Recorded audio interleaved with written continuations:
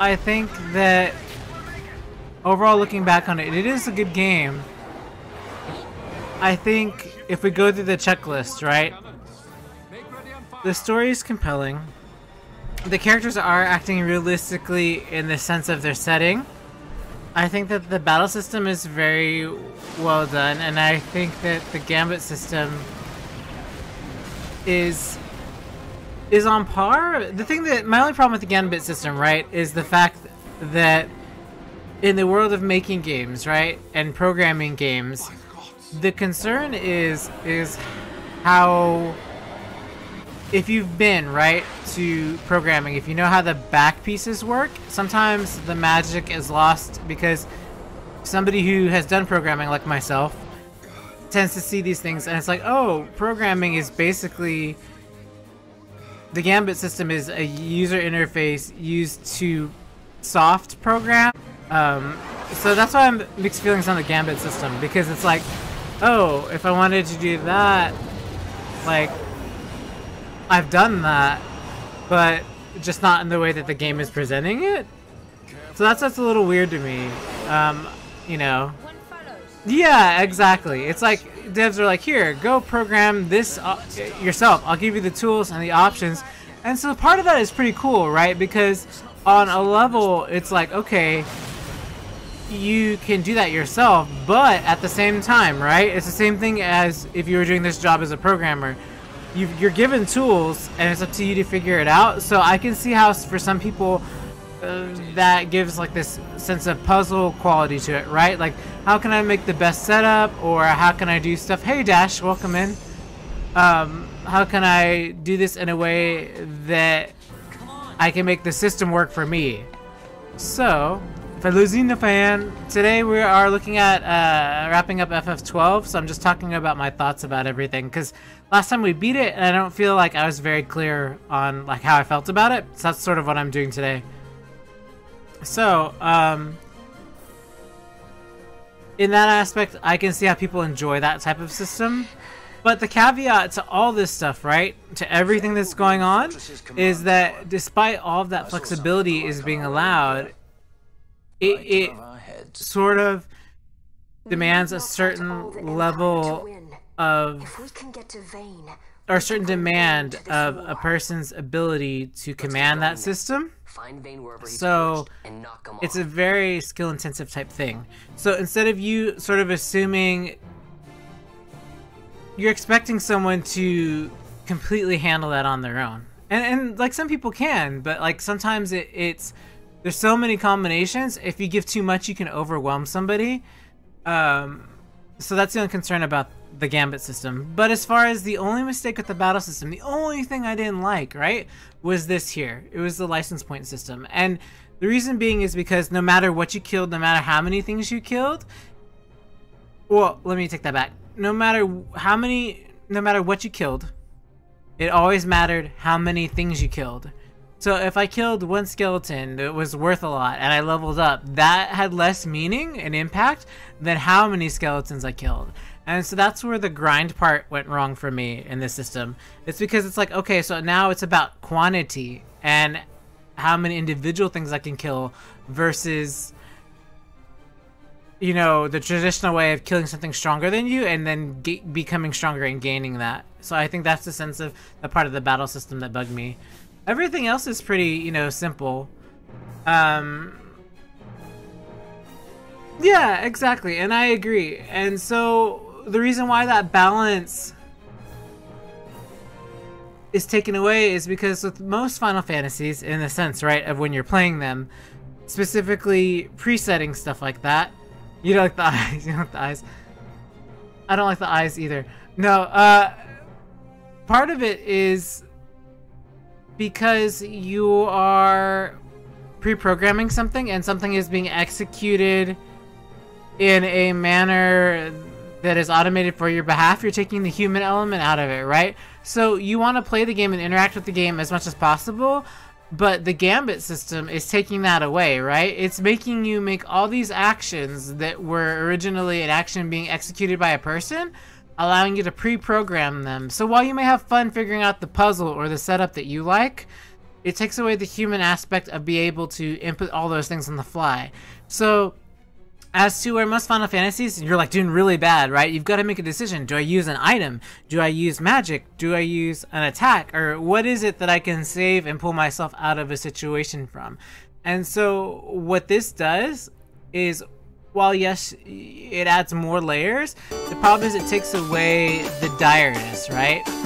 Hey, thank you for the subscription.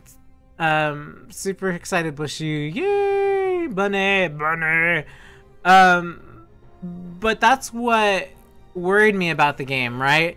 Was the fact that you're taking away the human interaction by allowing this pre-programming, and you're allowing somebody to automate those actions through the Gambit system. So what that Gambit system does is it allows you to have fun, set up, do all this stuff you normally wouldn't have to input. But when you do that, it takes away having to think on your feet. Right? So like to me it's like, oh, I don't care, because if my HP is 70%, Penella will just remember to use Kuraka, right? But if I'm below 70% and I'm not watching personally because I'm managing all this other stuff on the screen, what ends up happening is I then forget and I die, right? My punishment is you need to pay attention so you don't die. Hey Skriller, what's up? So I think that while the Gambit system provides value, it takes away one of the most pivotal parts of a game, which is allowing the human interaction to go through and allowing you to think on your feet and pay attention. And so I think that's why sometimes you'll see me like really tired, or I was asleep during battle system and stuff. It wasn't that I found the game interesting, and I think that was sort of the reason why I struggled with it so hard for so long, was I couldn't describe to Rem what it was that was making it uninteresting for me. And then I realized, oh, the Gambit system is automatically automating everything for me as if I just hard-coded or programmed or whatever. You know, this is a user interface for programming, basically. So I think in the end, if I turned off the Gambits, I think that's what made the game a lot more fun, because I played it offline without the Gambits on there. And it's like I had to pay attention. And sure, you had a lot of like, oh, let me enter in, you know, this action one at a time, and, you know, oh, that's so cumbersome. But it allowed me to do it the way that I needed to do it to be able to be like, hey, pay attention. So, that's my analysis of the battle system. I think the license points were... It wasn't about killing something stronger, it's about farming, and that wasn't really my thing. And then I think as well that the Gambits took away and automated a lot of stuff for me. So looking back on it now, I can say that the Gambit system, in combination with having to grind, was ultimately what stopped me from advancing. But I mean, it's not that it's a bad thing. Some people like it. I just feel like it took away a layer of interactivity that I myself would have liked to have executed. You know, like barely surviving with HP, 10 HP, or like, you know, those moments where you figure out how to do something on your own. Like the first time you figure out I'm gonna cast Reflect and cast magic off myself in a Final Fantasy, or, you know, something wild like that. I think that is things that you discover through Final Fantasy. You know, casting white magic on, you know, an enemy that's a zombie that you think would, you know, cure, but it actually damages them because white magic is good against zombies. Stuff like that in Final Fantasy is cool to find out on your own, but when you automate stuff, it encourages you not to try different things. It basically says, I'm going to set these things up, and according to what I've set up, I'm going to allow the system to handle those things for me. And it doesn't allow you room to explore, because you're not breaking your own expectancies. So, stop worrying. We just have to clean so that's how I feel about the battle system. It's kind of hard to Story is fantastic, because this moment here is why I felt like I felt so much better about the game. Because at once it was like they came together for their country and their people, and Ash was always out for her people. And the story portrayed it as, yeah, exactly. That's the moment that I love so much in this game. After spending all this time towards the end, they finally mentioned that they're friends and that they've journeyed together. And that's so crazy inspiring, because it's like the whole time I felt like they all had their own objectives. And none of them really cared, right? They were just sort of doing their thing. It was whatever. you know, I felt like I don't even know if we were all playing the same game.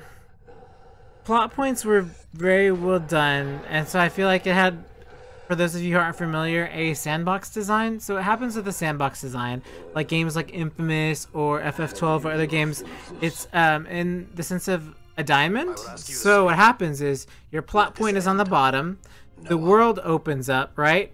Everything in between the diamond is like all the side quests and everything else, and then the narrative brings you back to a point up top. And so I guess you could think of it as a helix as well. And so the design is basically do story, do everything in between, come back to story, open back up, do everything else, and then it repeats, right? So that cycle. So the reason why it's a design great for a game like Infamous or Spider-Man or something, right, is because what happens is you allow yourself to explore that world, about exploration, right? And so I think that if I recall, Rem said that the thing that he enjoyed the most was the exploration. And looking back on that now, I feel that he's absolutely correct. That's probably one of the strongest points of this game in the sense of the design, right? But how we gauge what that exploration is also matters. Like how much we're spending our time just doing that, right? So what then happens is that you have to balance between exploration and what's going on with the narrative and how many plot points you have. And so I feel like the plot points were sufficient in this game, enough to keep me motivated to go through it, but it's what's within those plot points that sort of also derailed me a bit.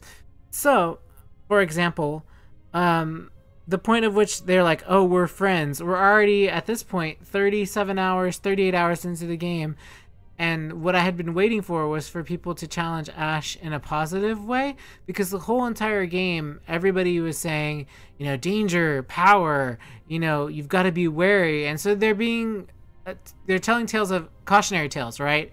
So to sort of dissuade her from making the wrong decision. And I feel like that's not what I needed in my story, because obviously the whole point of this balance is that, you know, Vane is very clearly, you know, murders the father and makes all these steps that are obviously cautionary tales in their own, because it's like, okay, those are obviously societal taboos. You don't do certain things, right? Like, it's just not okay. Even as a human being, you just don't do certain things. And there were lines that he was crossing that was clearly obvious. You didn't have to tell me that, hey, these are bad things in pursuit of power. And I felt like when everybody kept questioning Ash, all it did was make me more and more annoyed, because everybody's like, she's rash, and she might be blind to stuff, and she might be ignorant to things, and, you know, maybe there are things that were supposed to be said that needed to be said, but it was not, or the words, I guess you had to read a lot into the intent, like where were these warnings coming from in regards to them. And I think, like, I was like, okay, chill, you know, it's like, I get it, you know, you don't have to beat me over the head. I'm smart enough to understand that, you know, these things are bad and not good, and I think that is what frustrated me. But the moment that they're like, oh, we're friends, we're gonna support you, and that kind of thing, it's a different thing. Like, friends can support each other in different ways, and I feel like they were just a band of random people until the very end. Why are you traveling together this long together and you're not friends already? You know what I mean? Like there's no way you can't have had any side conversations, right? You can't have talked about, you know, food, because you all have to eat, you all have to rest. You can't have learned, you know, anything about each other's families or what's going on. Like, there's a lot of things that were like, you learned stuff, but the depth of which you learned it and the context of how you learned it was what mattered. So that's sort of how I felt about that whole situation with the story. I am simply myself.